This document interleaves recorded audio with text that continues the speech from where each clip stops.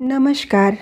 आइए सुनते हैं मुंशी प्रेमचंद द्वारा लिखी कहानी वज्रपात। कहानी अच्छी लगे तो इसे एक लाइक करिएगा। चैनल पर नए हो तो सब्सक्राइब कर लीजिएगा। तो लीजिए सुनिए कहानी। दिल्ली की गलियां दिल्ली निवासियों के रुधिर से प्लावित हो रही हैं। नादिर शाह की सेना ने सारे नगर में आतंक मचा रखा है। जो कोई सामने आ जाता है उसे उनकी तलवार से घाट उतरना पड़ता है। नादिर शाह का प्रचंड क्रोध किसी भांति शांत ही नहीं होता। रक्त की वर्षा भी उसके कोप की आग को बुझा नहीं सकती। नादिर शाह दरबारे आम में तख्त पर बैठा हुआ है। उसकी आंखों से जैसे ज्वालाएं निकल रही हैं। दिल्ली वालों की इतनी हिम्मत कि उसके सिपाहियों का अपमान करे।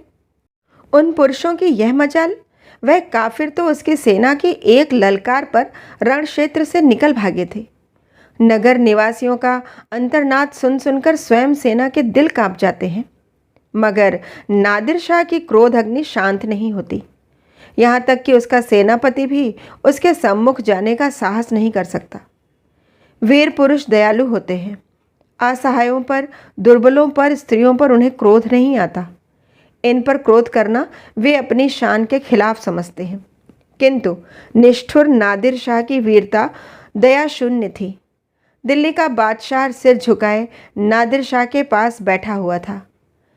हरमसरा में विलास करने वाला बादशाह नादिर शाह की अविनयपूर्ण बातें सुन रहा था, पर मजाल न थी कि जबान खोल सके।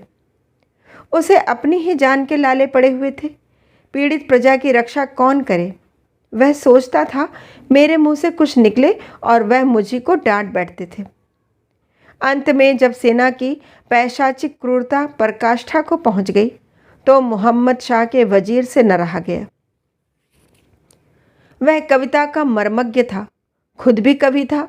जान परख कर नादिर शाह के सामने पहुंचा और यह शेर पढ़ा। कसे ना मांद की दीगर व तेगे नाज कुशी, मगर के जिंदा कुनी खलकारा व बाज कुशी। अर्थात तेरी निगाहों की तलवार से कोई नहीं बचा। अब यही उपाय है कि मुर्दों को फिर जिलाकर कत्ल कर। शेर ने दिल पर चोट किया। पत्थर में भी सुराख होते हैं, पहाड़ों में भी हरियालियाँ होती हैं, पाषाण हृदयों में भी रस होता है। इस शेर ने पत्थर को पिघला दिया। नादिर शाह ने सेनापति को बुलाकर कत्लेआम बंद करने का हुक्म दिया। एकदम तलवारें मयान में चली गईं। कातिलों के उठे हुए हाथ उठे ही रह गए। जो सिपाही जहां था वहीं बुत बन गया। शाम हो गई थी। नादिर शाह शाही बाग में सैर कर रहा था। बार बार वही शेर पढ़ता और झूमता। दिल्ली का खजाना लुट रहा है। शाही महल पर पहरा है। कोई अंदर से बाहर या बाहर से अंदर आ जा नहीं सकता। बेगमें भी अपने महलों से बाहर बाग में निकलने की हिम्मत नहीं कर सकती। महज खजाने पर ही आफत नहीं आई हुई है। सोने चांदी के बर्तनों, बेशकीमत तस्वीरों और आराइशी की इन अन्य सामग्रियों पर भी हाथ साफ किया जा रहा है। नादिर शाह तख्त पर बैठा हुआ हीरे और जवाहरात के ढेरों को गौर से देख रहा है, पर वह चीज़ नज़र नहीं आती जिसके लिए मुद्दत से उसका चित्त लालायित हो रहा था। उसने मुगले आज़म नाम के हीरे की प्रशंसा, उसकी करामातों की चर्चा सुनी थी। उसको धारण करने वाला मनुष्य दीर्घजीवी होता है, कोई रोग इसके निकट नहीं आता।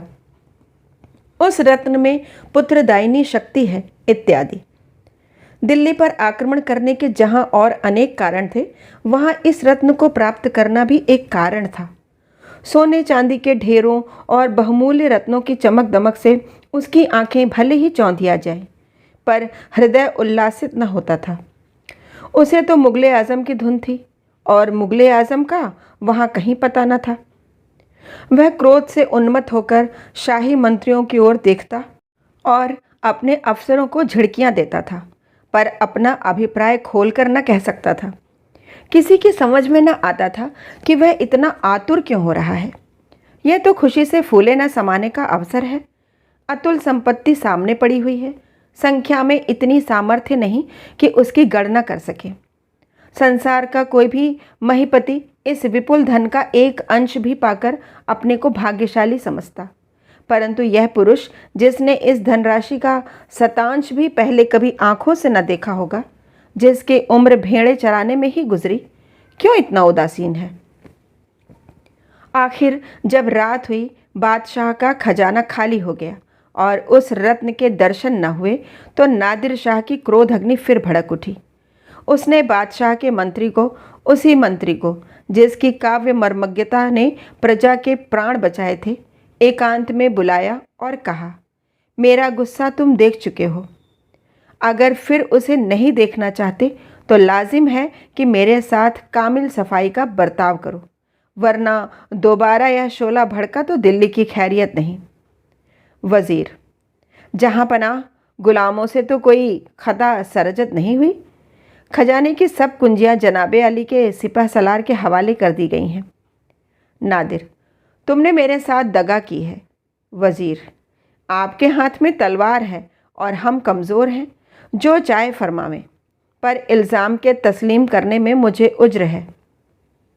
नादिर, क्या उसके सबूत की ज़रूरत है? वज़ीर, जी हाँ, क्योंकि दगा की सज़ा कत्ल है और कोई बिला सबब अपने कत्ल पर रजामंद न होगा। नादिर, इसका सबूत मेरे पास है।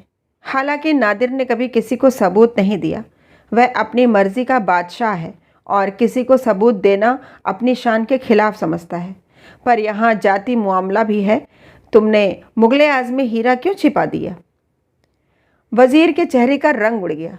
वह सोचने लगा, यह हीरा बादशाह को जान से भी ज़्यादा अजीज है। वह इसे एक क्षण भी अपने पास से जुदा नहीं करते। उनसे क्यों कर कहूँ? उन्हें कितना सदमा होगा। मुल्क गया, खजाना गया, इज्जत गई, बादशाही की यही एक निशानी उनके पास रह गई है। उनसे कैसे कहूँ? मुमकिन है वह गुस्से में आकर इसे कहीं फेंक दें या तुड़वा डालें। इंसान की आदत है कि वह अपनी चीज़ दुश्मन को देने की अपेक्षा उसे नष्ट कर देना अच्छा समझता है। बादशाह हैं, मुल्क न सही, अधिकार न सही, सेना न सही, पर जिंदगी भर की स्वेच्छाचारिता एक दिन में नहीं मिट सकती। यदि नादिर को हीरा न मिला तो वह न जाने दिल्ली पर क्या सितम ढाए। आह, उसकी कल्पना ही से रोमांच हो जाता है। खुदा न करे दिल्ली को फिर यह दिन देखना पड़े। सहसा नादिर ने पूछा, मैं तुम्हारे जवाब का मुंतज़िर हूँ। क्या यह तुम्हारी दगा का काफ़ी सबूत नहीं है? वज़ीर, जहाँ पनाह वह हीरा बादशाह सलामत को जान से ज़्यादा अजीज है। वह हमेशा अपने पास रखते हैं। नादिर, झूठ मत बोलो। हीरा बादशाह के लिए है, बादशाह हीरे के लिए नहीं। बादशाह को हीरा जान से ज़्यादा अजीज़ है का मतलब सिर्फ इतना है कि वह बादशाह को बहुत अजीज़ है और यह कोई वजह नहीं कि मैं उस हीरो को उनसे न लूँ। अगर बादशाह यूँ न देंगे तो मैं जानता हूँ कि मुझे क्या करना होगा। तुम जाकर इस मामले में नाजुक फहमी से काम लो, जो तुमने कल दिखाई थी। आह, कितना लाजवाब शेर था। मंत्री सोचता हुआ चला कि यह समस्या क्यों कर हल करूं। बादशाह के दीवान खाने में पहुंचा तो देखा बादशाह उसी हीरे को हाथ में लिए चिंता में मग्न बैठे हुए हैं। बादशाह को इस वक्त इसी हीरे की फिक्र थी। लुटे हुए पथिक की भांति वह अपनी वह लकड़ी हाथ से न देना चाहते थे। वह जानता था कि नादिर को इस हीरे की खबर है। वह यह भी जानता था कि खजाने में इसे न पाकर उसके क्रोध की सीमा न रहेगी। लेकिन सब कुछ जानते हुए भी वह हीरे को हाथ से न जाने देना चाहता था। अंत को उसने निश्चय किया कि मैं इसे न दूंगा, चाहे मेरी जान ही पर क्यों न बन जाए। रोगी की इस अंतिम सांस को न निकालने दूंगा। हाय, कहाँ छिपाऊं? इतना बड़ा मकान है कि उसमें एक नगर समा सकता है, पर इस नन्ही सी चीज़ के लिए कहीं जगह नहीं। जैसे किसी अभागे को इतनी बड़ी दुनिया में भी कहीं पनाह नहीं मिलती। किसी सुरक्षित स्थान में न रखकर क्यों ना इसे ऐसी जगह रख दूं जहां किसी का ख्याल ही ना पहुंचे। कौन अनुमान कर सकता है कि मैंने हीरे को अपनी सुराही में रखा होगा? अच्छा, हुक्के की फर्शी में क्यों ना डाल दूं? फरिश्तों को भी खबर न होगी। यह निश्चय करके उसने हीरे को फर्शी में डाल दिया। पर तुरंत ही शंका हुई कि ऐसे बहुमूल्य रत्न को इस जगह रखना उचित नहीं। कौन जाने जालिम को मेरी यह गुड़गुड़ी ही पसंद आ जाए। उसने तुरंत गुड़गुड़ी का पानी तश्तरी में उड़ेल दिया और हीरे को निकाल लिया। पानी की दुर्गंध उड़ी, पर इतनी हिम्मत न पड़ती थी कि खिदमतगार को बुलाकर पानी फिकवा दे। भय होता था कहीं वह ताड़ न जाए। वह इसी दुविधा में पड़ा हुआ था कि मंत्री ने आकर बंदगी की। बादशाह को उस पर पूरा विश्वास था, किंतु उसे अपनी शुद्रता पर इतनी लज्जा आई कि वह इस रहस्य को उस पर भी प्रकट न कर सका। गुमसुम होकर उसकी ओर ताकने लगा। मंत्री ने बात छेड़ी, आज खजाने में हीरा न मिला तो नादिर बहुत झल्लाया है। कहने लगा, तुमने मेरे साथ दगा की है, मैं शहर लुटवा दूंगा, कत्ले आम करा दूंगा, सारे शहर को खाक सियाह कर डालूंगा। मैंने कहा, जनाबे आली को अख्तियार है, जो चाहे करें, पर हमने खजाने की सब कुंजियां आपके सिपह सलार को दे दी हैं। वह कुछ साफ साफ तो कहता न था, बस कनायों में बात कर रहा था और भूले गीदड़ की तरह इधर उधर बौखलाया फिरता था कि किसे पाए और नोचे खाए। मत शाह, मुझे तो उसके सामने बैठते हुए ऐसा खौफ मालूम होता है, गोया किसी शेर का सामना हो। जालिम की आंखें कितनी तुंद्र और गजबनाक हैं। आदमी क्या है, शैतान है। खैर, मैं भी उधेड़ बुन में पड़ा हुआ हूँ, फिर इसे क्यों कर छिपाऊँ। सल्तनत जाए गम नहीं, पर इस हीरे को मैं उस वक्त तक न दूंगा जब तक कोई गर्दन पर सवार होकर इसे छीन न ले। वजीर, खुदा न करे कि हुजूर के दुश्मनों को यह जिल्लत उठानी पड़े। मैं एक तरकीब बतलाऊं, हुजूर इसे अपने अमामे में रख लें, वहाँ तक उसके फरिश्तों को भी ख्याल न पहुँचेगा। मोहम्मद शाह, वल्लाह तुमने खूब सोचा, वाकई तुम्हें खूब सूझी। हजरत इधर उधर टटोलने के बाद अपना सा मुँह लेकर रह जाएंगे। मेरे अमामे को कौन देखेगा। इसी से तो मैंने तुम्हें लुकमान का खिताब दिया है। बस यही तय रहा। कहीं तुम ज़रा देर पहले आ जाते तो मुझे इतना दर्द सर न उठाना पड़ता। दूसरे ही दिन दोनों बादशाहों में सुलह हो गई। वज़ीर नादिर शाह के कदमों पर गिर पड़ा और अर्ज़ की, अब इस डूबती हुई किश्ती को आप ही पार लगा सकते हैं, वरना इसका अल्लाह ही वली है। हिंदुओं ने सिर उठाना शुरू कर दिया है। मरहठे, राजपूत, सिख सभी अपनी अपनी ताकतों को मुकम्मिल कर रहे हैं। जिस दिन उनमें मेल मिलाप हुआ उसी दिन यह नाव भंवर में पड़ जाएगी और 2-4 चक्कर खाकर हमेशा के लिए नीचे बैठ जाएगी। नादिर शाह को ईरान से चले अरसा हो गया था। वहाँ से रोजाना बगियों की बगावत की खबरें आ रही थीं। नादिर शाह जल्द वहाँ लौट जाना चाहता था। इस समय उसे दिल्ली में अपनी सल्तनत कायम करने का अवकाश न था। सुलह पर राजी हो गया। संधि पत्र पर दोनों बादशाहों ने हस्ताक्षर कर दिए। दोनों बादशाहों ने एक ही साथ नमाज पढ़ी, एक ही दस्तरख्वान पर खाना खाया, एक ही हुक्का पिया और एक दूसरे से गले मिलकर अपने अपने स्थान को चले। मोहम्मद शाह खुश था। राज्य बच जाने की उतनी खुशी न थी जितने हीरे के बच जाने की, मगर नादिर शाह हीरा न पाकर भी दुखी न था। सबसे हंस हंस कर बातें करता था, मानो शील और विनय का साक्षात अवतार हो। प्रातःकाल दिल्ली में नौबतें बज रही हैं, खुशी की महफिलें सजाई जा रही हैं। 3 दिन पहले यहाँ रक्त की नदी बही थी, आज आनंद की लहरें उठ रही हैं। आज नादिर शाह दिल्ली से रुखसत हो रहा है। अशरफियों से लदे हुए ऊँटों की कतार शाही महल के सामने रवाना होने को तैयार खड़ी है। बहुमूल्य वस्तुएं गाड़ियों में लदी हुई हैं। दोनों तरफ की फौजें गले मिल रही हैं। अभी कल दोनों पक्ष एक दूसरे के खून के प्यासे थे, आज भाई भाई हो रहे हैं। नादिर शाह का तख्त पर बैठा हुआ है। नादिर शाह, मोहम्मद शाह भी उसी तख्त पर उसकी बगल में बैठा हुआ है। यहाँ भी परस्पर प्रेम का व्यवहार है। नादिर शाह ने मुस्कुराकर कहा, खुदा करे यह सुलह हमेशा कायम रहे और लोगों के दिलों से इस खूनी दिनों की याद मिट जाए। मोहम्मद शाह, मेरी तरफ से ऐसी कोई बात ना होगी जो सुलह को खतरे में डाले। मैं खुदा से यह दोस्ती कायम रखने के लिए हमेशा दुआ करता रहूँगा।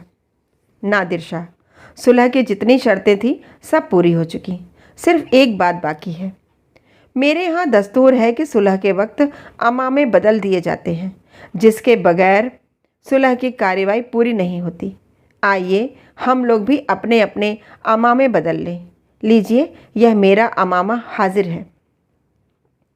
यह कहकर नादिर ने अपना अमामा उतारकर मोहम्मद शाह की तरफ बढ़ाया। बादशाह के हाथों के तोते उड़ गए। समझ गया मुझसे दगा की गई। दोनों तरफ के शूर सामंत सामने खड़े थे। न कुछ कहते बनता था, न सुनते। बचने का कोई उपाय न था और न कोई उपाय सोच निकालने का अवसर ही। कोई जवाब न सूझा, इनकार की गुंजाइश न थी। मन मसोस कर रह गया। चुपके से अमामा सिर से उतारा और नादिर शाह की तरफ बढ़ा दिया। हाथ कांप रहे थे, आंखों में क्रोध और विषाद के आंसू भरे हुए थे।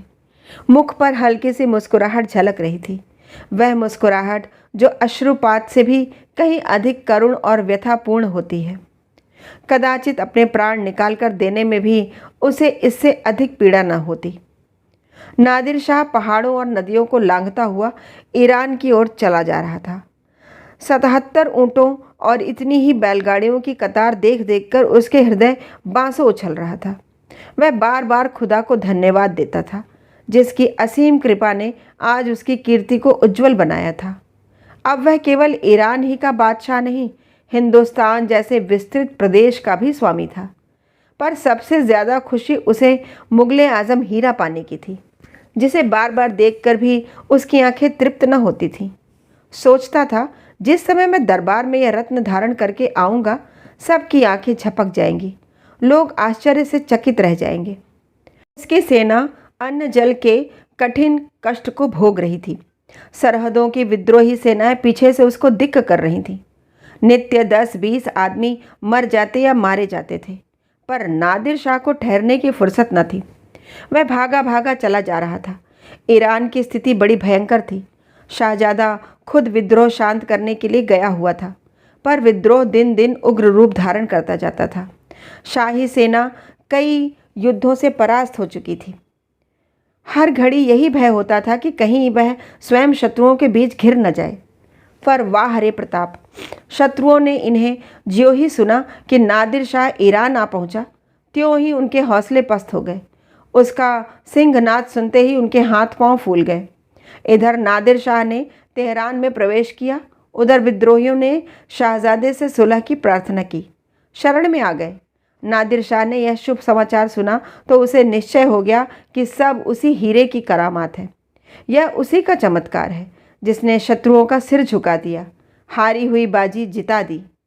शहजादा विजयी होकर घर लौटा तो प्रजा ने बड़े समारोह से उसका स्वागत और अभिवादन किया। सारा तेहरान दिवाली के ज्योति से जगमगा उठा। मंगल गान की ध्वनि से सब गली और कूचे गूंज उठे। दरबार सजाया गया, शायरों ने कसीने सुनाए। नादिर शाह ने गर्व से उठकर शहजादे के ताज को मुगले आज़म हीरे से अलंकृत कर दिया। चारों ओर महरबा महरबा की आवाज़ें बुलंद हुई। शहजादे के मुख की कांति हीरे के प्रकाश से दुनी चमक उठी। पितृ स्नेह से हृदय पुलकित हो उठा। नादिर, वह नादिर जिसने दिल्ली में खून की नदी बहाई थी, पुत्र प्रेम से फूला न समाता था। उसकी आंखों से गर्व और हार्दिक उल्लास के आंसू बह रहे थे। सहसा बंदूक की आवाज़ आई। धाएं धाएं, दरबार हिल उठा। लोगों के कलेजे धड़क उठे। हाय, वज्रपात हो गया। हाय रे दुर्भाग्य। बंदूक की आवाज़ें कानों में गूंज ही रही थी कि शाहजादा कटे हुए पेड़ की तरह गिर पड़ा। साथ ही वह रत्न जटित मुकुट भी नादिर शाह के पैरों के पास आ गिरा। नादिर शाह ने उन्मत्त की भांति हाथ उठाकर कहा, कातिलों को पकड़ो। साथ ही शोक से विह्वल होकर वह शहजादे के प्राणहीन शरीर पर गिर पड़ा। जीवन की सारी अभिलाषाओं का अंत हो गया। लोग कातिलों की तरफ दौड़े। फिर धाएं धाएं की आवाज़ आई और दोनों कातिल गिर पड़े। उन्होंने आत्महत्या कर ली। दोनों विद्रोही पक्ष के नेता थे। हाय रे मनुष्य का मनोरथ, तेरी भित्ति कितनी अस्थिर है। बालू पर की दीवार तो वर्षा में गिरती है, पर तेरी दीवार बिना पानी बूंद के ढह जाती है। आंधी में दीपक का कुछ भरोसा किया जा सकता है, पर तेरा नहीं। तेरी अस्थिरता के आगे बालकों का घरौंदा अचल पर्वत है। वैश्या का प्रेम सती की प्रतिज्ञा की भांति अटल। नादिर शाह के लोगों ने लाश पर से उठाया। उसका करुण क्रंदन हृदयों को हिलाए देता था। सभी की आंखों से आंसू बह रहे थे। होनहार, कितना प्रबल, कितना निष्ठुर, कितना निर्दय और कितना निर्मम है। नादिर शाह ने हीरे को जमीन से उठा लिया।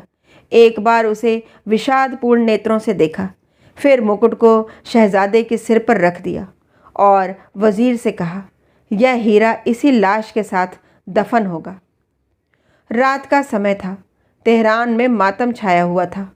कहीं दीपक या अग्नि का प्रकाश न था। न किसी ने दिया जलाया, न भोजन बनाया। अफीमचियों की चिलमें भी आज ठंडी हो रही थी, मगर कब्रिस्तान में मशालें रोशन थीं। शहजादे की अंतिम क्रिया हो रही थी। जब फातिहा ख़त्म हुआ, नादिर शाह ने अपने हाथों से मुकुट को लाश के साथ कब्र में रख दिया। राज और संग तराश हाजिर थे। उसी वक्त कब्र पर ईंट पत्थर और चूने का मजार बनने लगा। नादिर 1 महीने तक एक क्षण के लिए भी वहाँ से न हटा। वहीं सोता, वहीं से राज्य करता। उसके दिल में यह बात बैठ गई थी कि मेरा अहित इसी हीरे के कारण हुआ।